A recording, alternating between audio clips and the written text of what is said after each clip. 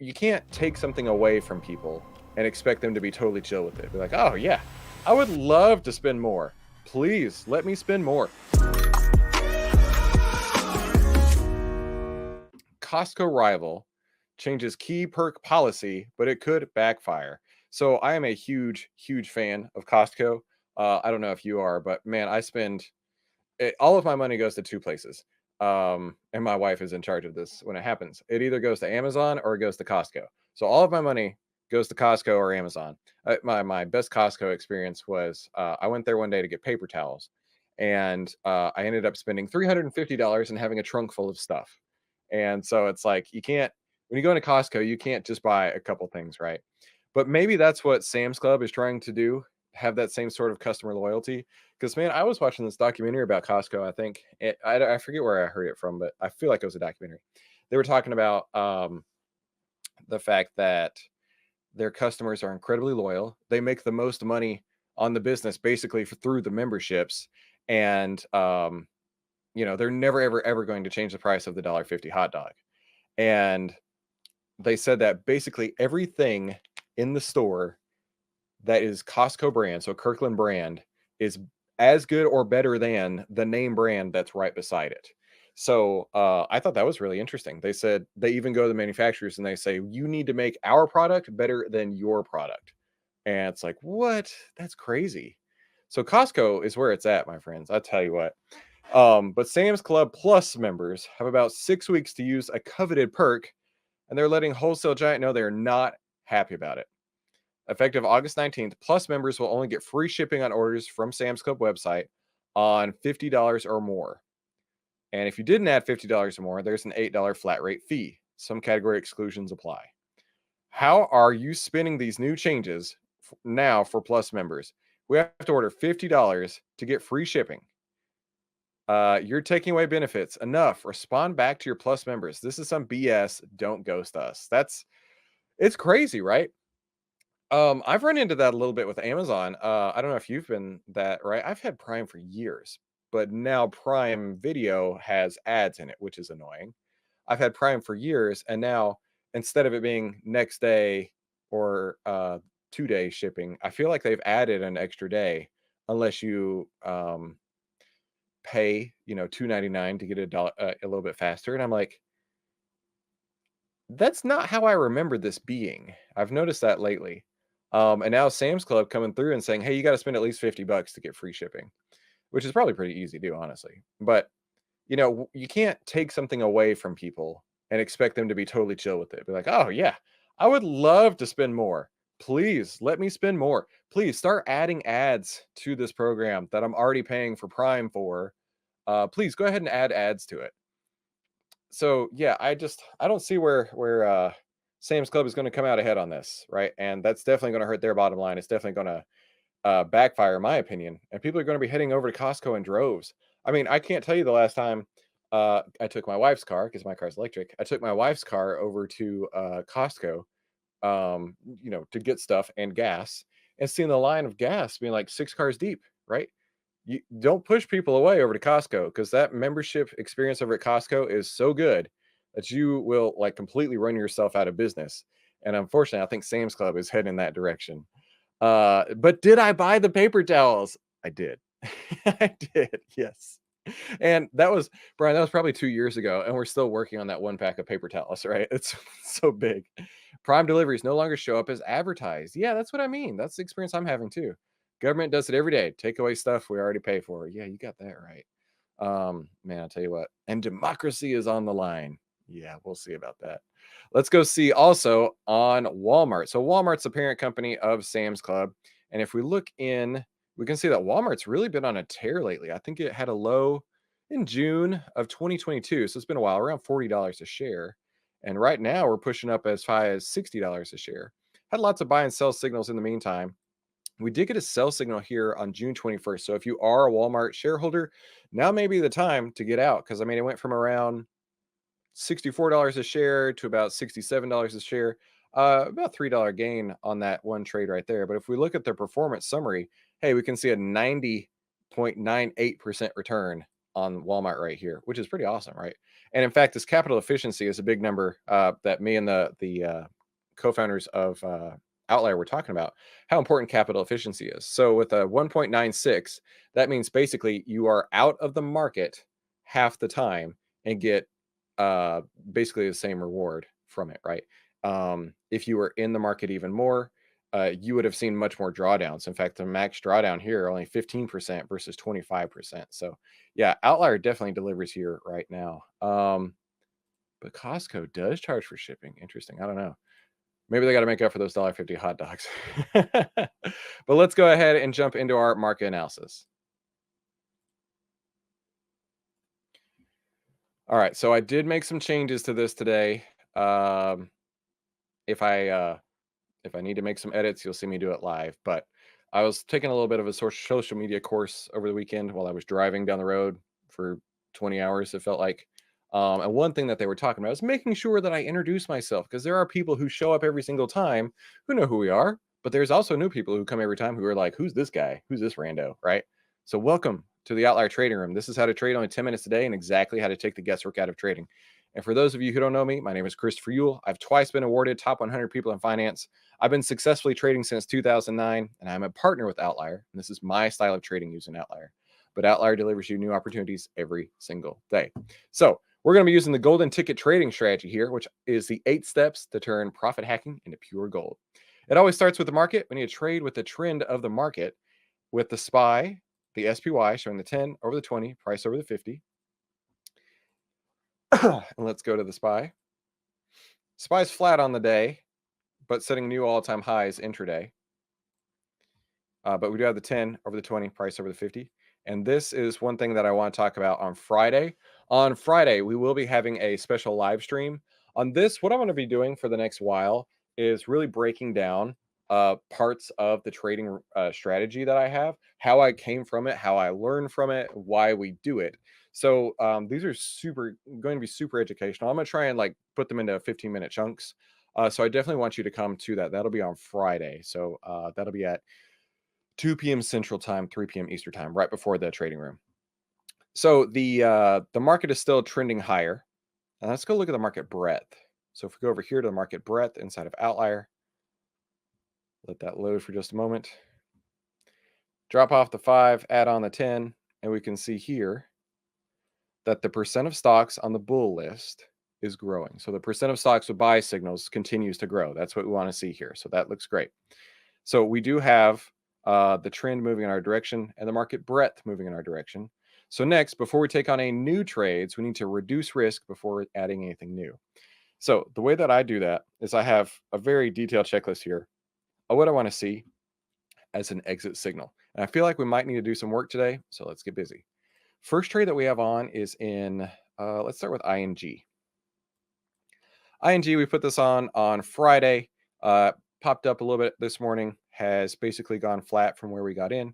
Let's look at ING on the behavioral heat map, because I didn't make a note on it yet, where we got in. Let me zoom in. And we got in when it was at an R1 value. So the behavioral heat map down here at an R1 value, showing right across at the top there. R1 value. My exit point on anything red, R, is at a G13, a green 13, kind of like this. So I need to add on that real quick.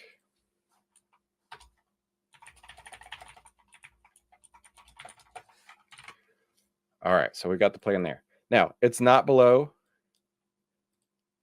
the 10 or half an ATR from entry. So that'd be here and here. So neither of those are broken. There's no order blocks in our way. Those would show up on the screen right up here. But let's check the heat map. It was R1 we got in. It's, actually it's R1 right now. I did not realize that. So that is a heat map stall. When the heat map stalls at a value, that's my signal to get out. And actually, I wasn't planning on getting out of what is that? ING, I believe. Hang on one second. Yeah, of ING. So that's the plan. I got to go do it right now. So I'm going to go close ING. I am in the ING's July 19th.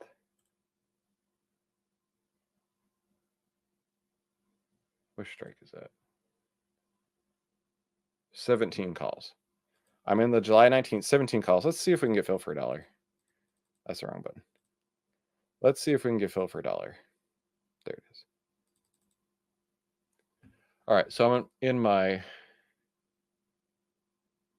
business account on the other screen, closing full quantity. I'm just going to see if we can get it out for $1.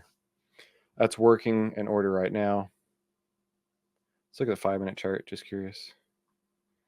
I mean, either way, it's going to be a pretty close scratch. If I can't get out at $1, we'll get out pretty close to that.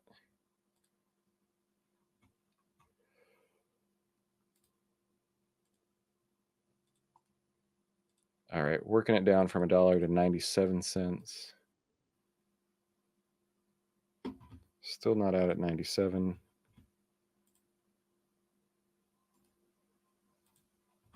Let's go 95 cents. Surely that'll get. Yeah, filled at 95. All right, so we're out of ING at 95. A quick scratch trade. That definitely is not a big deal. Let's go to the Discord. One of our friends is Yorn, who is an airline pilot, and he was telling me he is up in the air today. So I will let him know we're getting out of ING right there.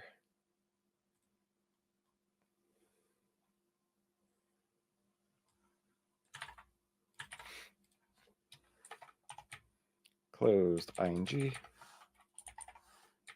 17 calls for 95 cents, which was practically nothing. Oh, I forgot to fill in my spreadsheet on Friday. I was too excited to get out of town for the weekend. Hang on. Give me just a moment here. I got to fill in my details.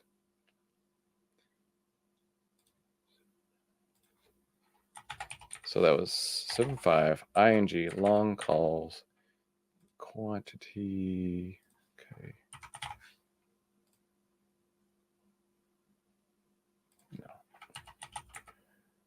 No. Sorry, my scanner has popped up here. Yeah. Sorry, this is terrible content. I know. We got into ING at 17.90 at $1. Get it out at 95.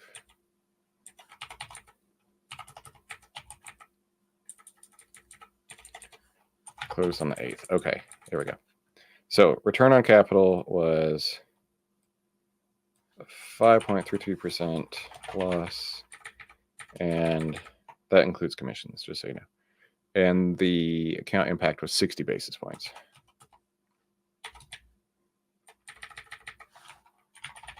Okay, it's important to keep in mind,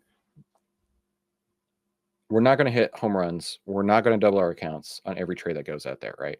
When I say, this is a 60 basis point hit to my account, that means I took a loss, I took off the trade, and I still have 99.4% of my account left. That's how it's supposed to be, okay?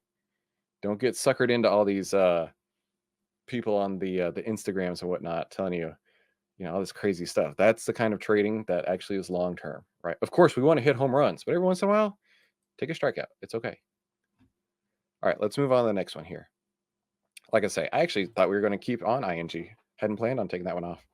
Shell, SHEL, I definitely thought we'd be taking off. Let's look at Synex real quick. Synex looks like it's going to stay on.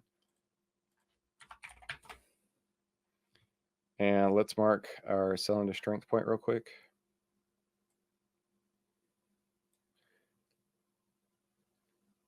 $754. So G13, it was at R7 when we got in, or when we got the buy signal. All right, so this will be us at G13. Okay. So Synex stays on because it's not having a 10 EMA broken, half ATR, no order blocks yet. Heat map hasn't installed, and we're not profitable on it yet, so I don't have to worry about it closing where it is right now. So Synex stays on. Let's go on to the next trade, which is Shell. Definitely need to take off. It's below the half ATR, which is this right here, half ATR from entry. So Let's go take off shell. Now, this is why we do this before we put on new trades, right? Putting on new trades is fun and it's exciting, but you got to clear your trades before you add anything new. Before you take on any risk, you need to look to reduce risk first. Shell, July 19th, 71 calls. In fact, like I say, I didn't put in my details in the spreadsheet last week, so I need to do it real quick. We got into Shell.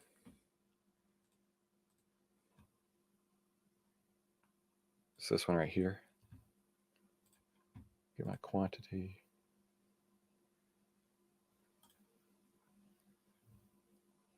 Okay.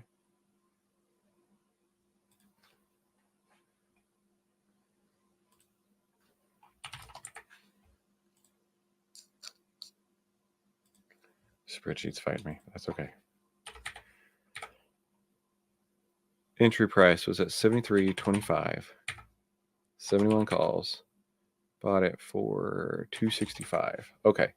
Current price is 207.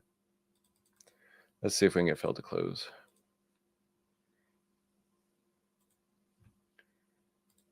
Not at 207. Let's bump that. Replace it. 205. Closing.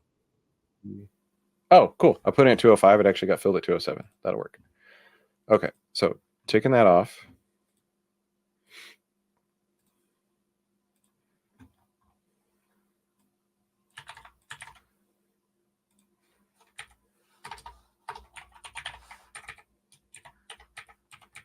Close the shell. 71 calls for 207. And we got in at 265.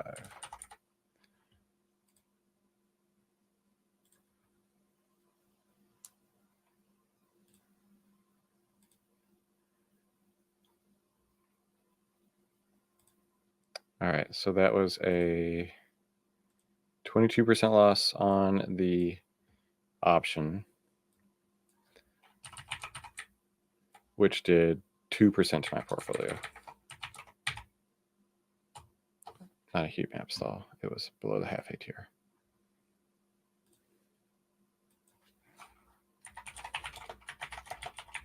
All right. Oh, yeah. Yorn, no problem, my friend. So that's those two. Keeping on Synex, and then we're moving on to the next step. The next step, we got some capital in our account again, so we have more to trade with than we did just a couple minutes ago. And let's go take a look at the outlier bull and bear lists. And we're going to filter for green overlays because the market's going up. Market breadth is going up. So we only want to look at long trades. Don't get in front of anything right now.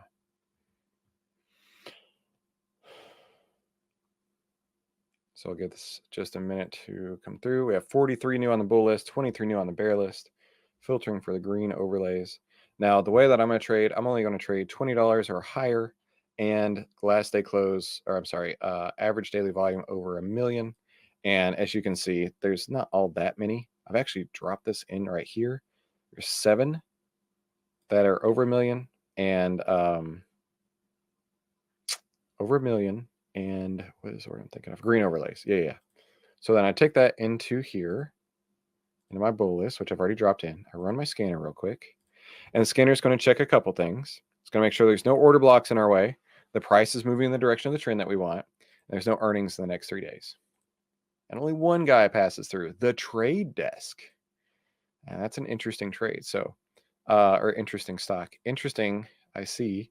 We have an order block, but it's about 5% away. I'll be more than happy to take a $5 move on this trade. So I'm good for that.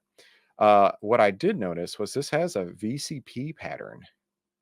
I was just texting actually with Mark Minervini over the weekend. He's one of my friends. And I was saying happy 4th to him. And he was asking how things were going.